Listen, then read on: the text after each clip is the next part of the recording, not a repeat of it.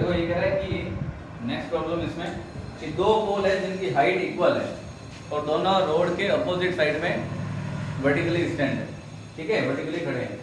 तो ये क्या कह रहा है कि ये सपोज की रोड है और दो पोल है जिनकी हाइट इक्वल है, एक पोल इधर है तो दूसरा उसके अपोजिट है। मान लो ये पोल है ए बी और ये पोल है सी डी। बात समझ आ रही है? तो इसने पहले ही कहा है कि height of pole are equal A B and C D are two pole, ठीक है, और दोनों की हाइट क्या है? इक्वल है। इसका मतलब ए बी किसके बराबर है? सी डी के। कोई दिक्कत? ये हमें गिवन है। और ये कह रहा है कि जो रोड है वो 80 मीटर चौड़ी है, ठीक है। बात समझ में आ रही है? रोड की जो चौड़ाई है वो कितनी है? 80 मीटर, ठीक है। तो BC जो है ये क्या है? 80 लेंथ ऑफ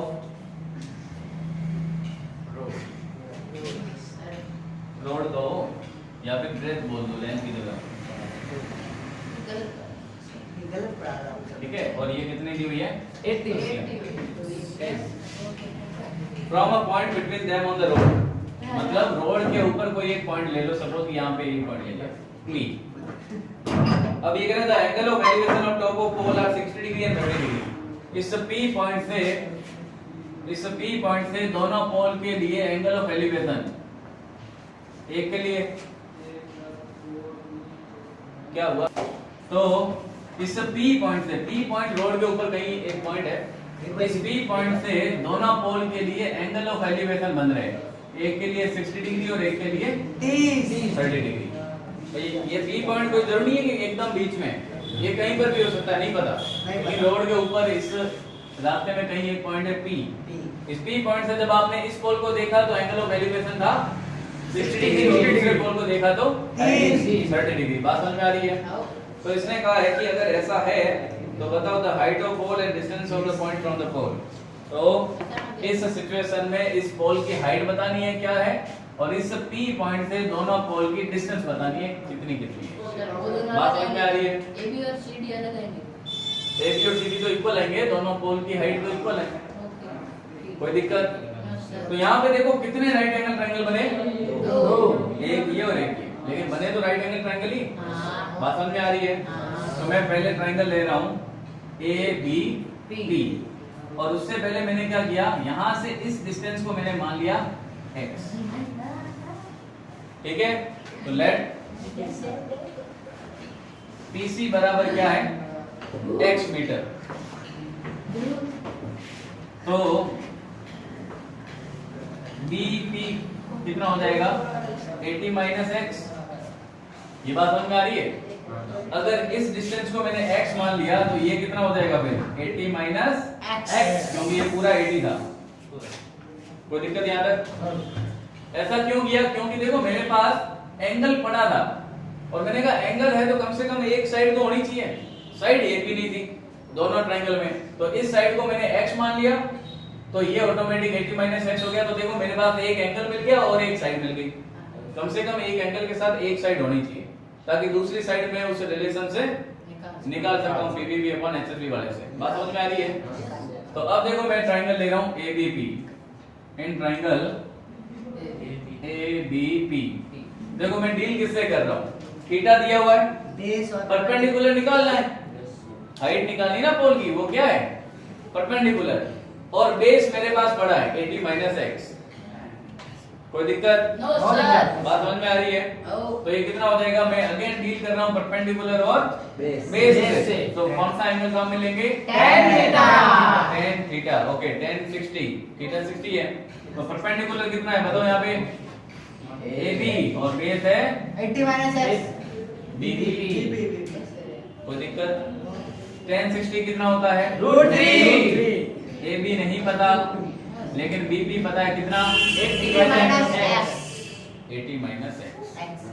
कोई दिक्कत? तो यहाँ से AB इज इक्वल टू कितना हो गया? √3 मल्टीप्लाई बाय 80 माइनस x। यहाँ आप इसको आगे सॉल्व नहीं कर सकते क्योंकि ना तो आपको x पता है और नहीं AB पता है, तो आप इसको यहीं पे छोड़ दो। अब दूसरा ट्रायंगल लो, एक ट्रायंगल DPC। इस ट्रायंगल में भी हम डील किससे कर रहे हैं? परपेंडिकुलर फाइंड करना है और बेस गिवन है, तो again we deal with perpendicular and base. तो कौन सा ट्रिग्नोमेट्रिक रेशियो? tan थीटा, लेकिन थीटा कितना है? 30 डिग्री। अब बता राहुल, परपेंडिकुलर क्या है यहाँ पे? Perpendicular BC। जय बता, बेस क्या है? x को या पहले तो PC, फिर PC की जगह लिख देना x, ठीक है? तो tan 30 कितना होता है? 1/√3। DC नहीं पता, PC पता है x, तो DC बराबर क्या हुआ? x upon √3 cross multiply, Yes, yes. x इधर आ गया, √3 ऊपर लिखाई, कोई दिक्कत? नो दिक्कत। अब ये भी हम पूरा सॉल्व नहीं कर सकते क्योंकि हमें ना तो x पता है ना DC पता है। अब देखो क्वेश्चन में क्या गिवन है, अकॉर्डिंग टू क्वेश्चन AB किसके बराबर है? CD के या DC के, एक ही बात है ना? एक ही बात है। तो AB बराबर है CD और AB कितना? ये रहा √3 80 माइनस x, और CD कितना? X upon √3। दोनों की वैल्यू रखी हमने, रखी। ये √3 मल्टीप्लाई में उधर जाएगा 3 डिवाइड में, तो √3 into √3 3 कोई दिक्कत? वो देखकर 3 को मल्टीप्लाई करो, 3 into 80 240, 3 into x 3x और सामने क्या है? x कोई दिक्कत? माइनस का 3x उधर ट्रांसफर करोगे, प्लस का 240 इक्वल टू 4x, तो x इज इक्वल टू कितना हो जाएगा? 240 अपॉन 4 मतलब 60। इसका मतलब हमें पता चल गया कि P पॉइंट से ये पोल कितना दूर है? 60 मीटर। तो ये कितना हो जाएगा? 80 माइनस 60 30 मीटर। बात समझ में आ रही है? यस कोई दिक्कत? तो P पॉइंट से दोनों पोल के बीच की डिस्टेंस पता चल गई। अब अगर हमें हाइट फाइंड करनी है और हमें x मिल गया, तो x यहाँ रखेंगे तो हमें क्या मिलेगा? DC, और DC क्या है? साइड की पोल, इस साइड की पोल या पोल की हाइट? बोल गया है। सर आप भी बोल आप ही बोल रहे इस पोल की हाइट, हाइट ठीक है? तो DC है इस पोल की हाइट। x की वैल्यू यहाँ रखोगे, चाहे यहाँ रखो, कहाँ रखूं? यहाँ रख दूं? यहाँ रखोगे तो नीचे से रूट हटाने के लिए रेशनलाइजेशन करना पड़ेगा। यहाँ नीचे कहीं रूट है नहीं, तो आप सीधा वैल्यू ऑफ x यहाँ पुट करो, तो AB बराबर हो जाएगा √3 80 माइनस, और x की वैल्यू कितनी है? 60। तो AB कितना आया? 20√3, और AB किसके बराबर था? DC CD के, तो CD भी कितना? √3। इसका मतलब ये दोनों क्या थे? हाइट ऑफ हाइट ऑफ पोल। इसका मतलब ये जो दो पोल है इनकी लंबाई है 20√3 मीटर, और ये जो पॉइंट था जहां से एंगल ऑफ एलिवेशन बन रहे थे, वो पॉइंट इस पोल से तो कितना दूर है? 20 मीटर, और इस पोल से 60 मीटर 60 मीटर। 60। ठीक है, करो नोट, ये क्वेश्चन अच्छा है।